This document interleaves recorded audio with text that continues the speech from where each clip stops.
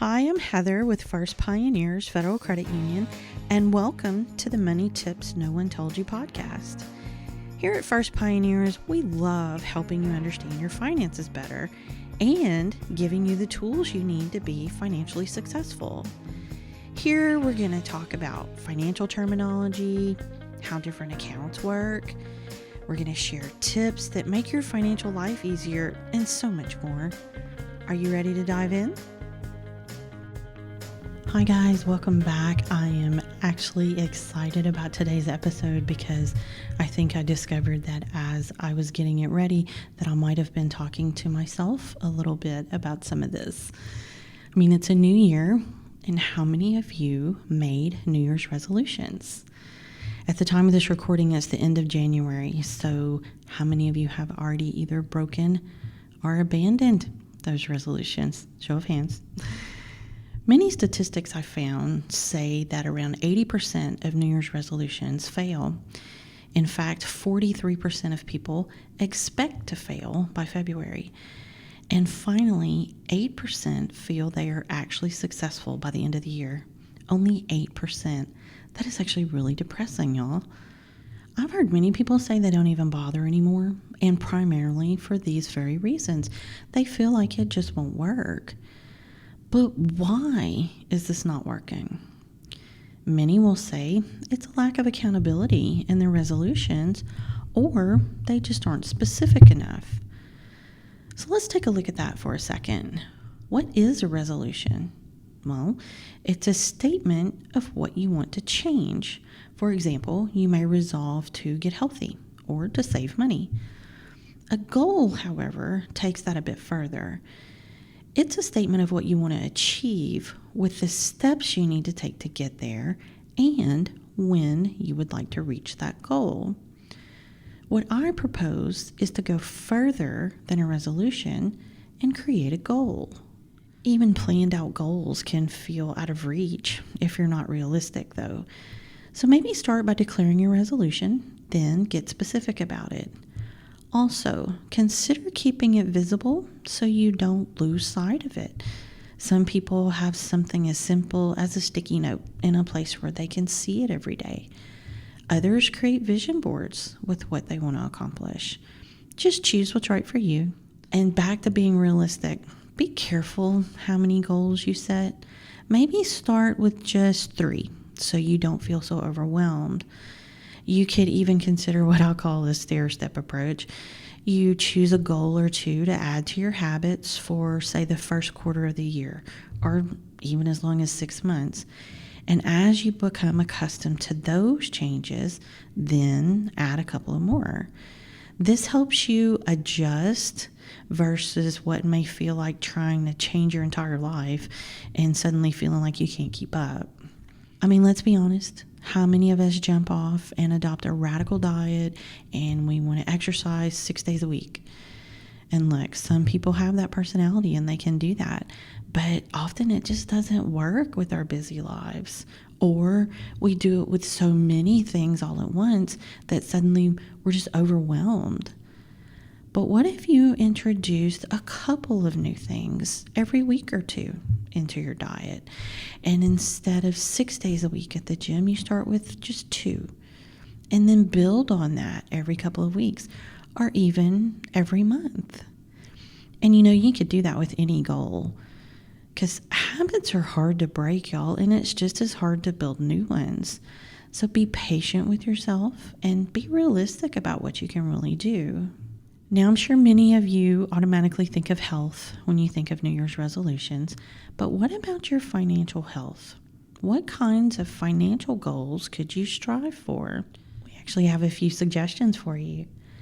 1, maybe you want to save more, which is a great resolution, but how can you make that a true goal? Maybe start with what you want to save for. Emergency funds and retirement funds are great places to save. But how can we make that more specific? Let's get started with the emergency funds.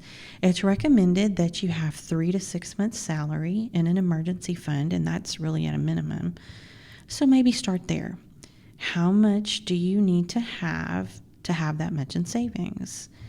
Then decide when you would like to accomplish that goal. Maybe you want to give yourself a year to get that done. So now you have an amount and you have a time frame.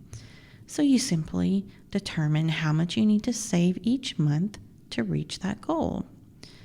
Let's say you want to have $12,000 in your account in 12 months. Divide the $12,000 by 12 and you get $1,000 a month.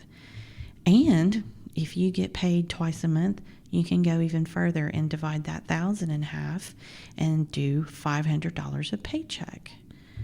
So knowing your goal and having the steps to get there will help you stay on track and stay accountable. Now, when we're looking at a retirement account, that can be a little bit trickier.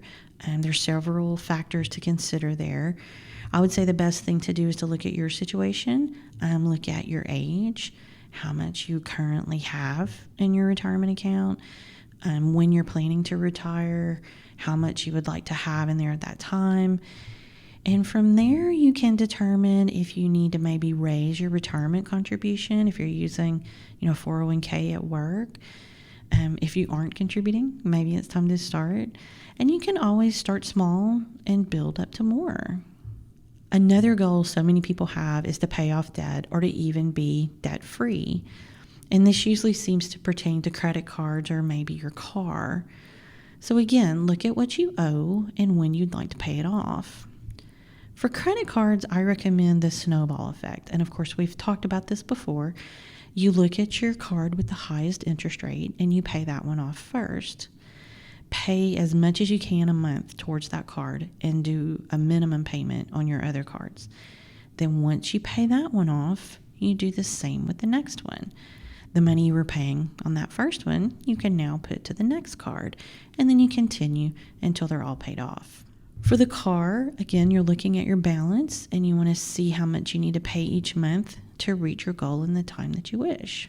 Our third idea is maybe you have a goal to own a home. Now, of course, this is a big ticket purchase and may require a little bit of planning. You can start by looking at what kind of house you want. Where do you want to live? How big of a home would you like? What would you like in the home? What kind of amenities? Then look at how much you can afford to pay in your budget. Maybe getting that debt paid down that we talked about would help with that number.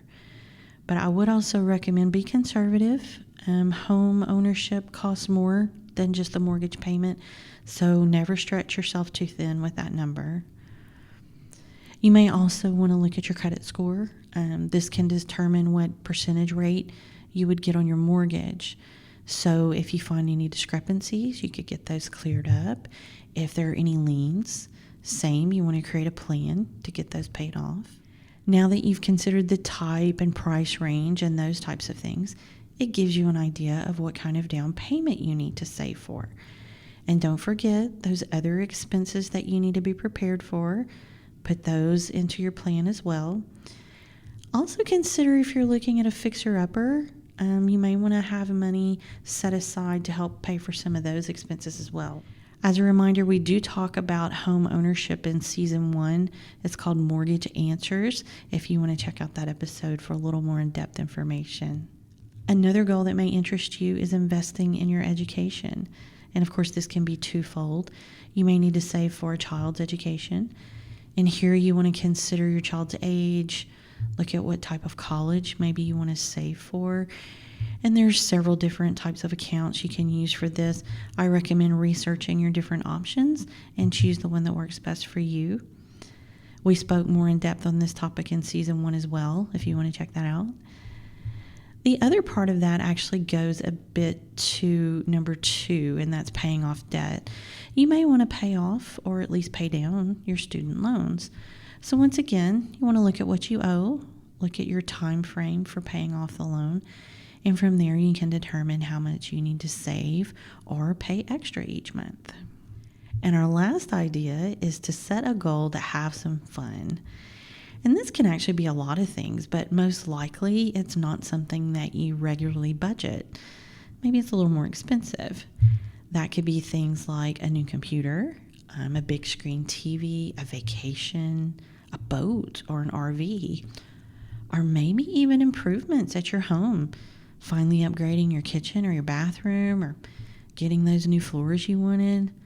Improving your space can be a great goal, and for many people can actually be fun.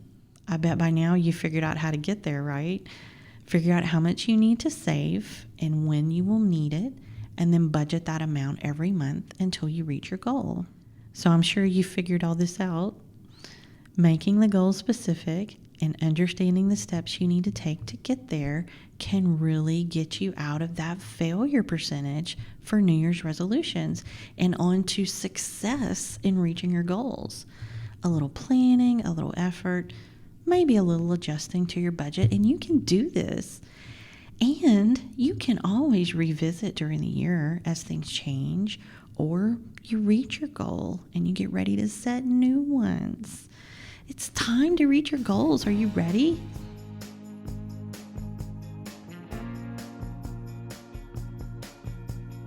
Welcome to our Spotlight segment. It's here at First Pioneers. We're just a big family, and we want you guys to get to know ours.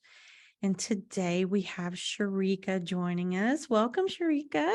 Thank you. So why don't you start by introducing yourself to our listeners? My name is Sharika Olivier, and I've been with First Pioneers for about 3 months now, and I'm still getting a hang of everything, but it's slowly coming. Awesome. We're so glad you're here, and it will all get better as you go. So let's start with your questions. So what are you binge watching right now? Right now, I'm binge watching The Walking Dead. Yes, it's a little show I enjoy. So you really like it? Is it scary? I've never watched it. It can be. Okay. It can be. So is it worth checking out, do you think? Definitely. Okay, I may have to check that one out then. I need something new to watch. So tell me, what's your favorite hobby? One of my favorite hobbies is just riding around with my kids or sleep whenever I could get it. Are you always, I guess with kids, you're always tired, huh? Always need that extra rest. Oh, yes. Do y'all like to ride anywhere fun or special, or just around town? Normally, like on a Sunday, we'll just ride around town, maybe go to Lafayette, just drive around. Or if we're feeling spontaneous, we'll drive to Lake Charles, maybe just to see the scenery and come right back home. All right. Go on fun adventures. That's always a good thing to do. Mm-hmm. Okay. So last question. What's something on your bucket list that you want to share with us? One thing on my bucket list that I really want to do is take my kids to Disney World, and maybe we could both experience it at the same time, because I've never been there. So that would be something really cool. They would absolutely love it. It is truly a magical place. Hopefully you guys will be able to do that one day soon. That would be really special. Well, thanks so much for being here today. We've really enjoyed it, and it's great to get to know you a little bit better. And for our listeners, we'll see you next time. Bye. Thank you so much for listening today. We hope you found this information helpful, and we'd love it if you'd give us a rating. And don't forget to favorite or subscribe to the show.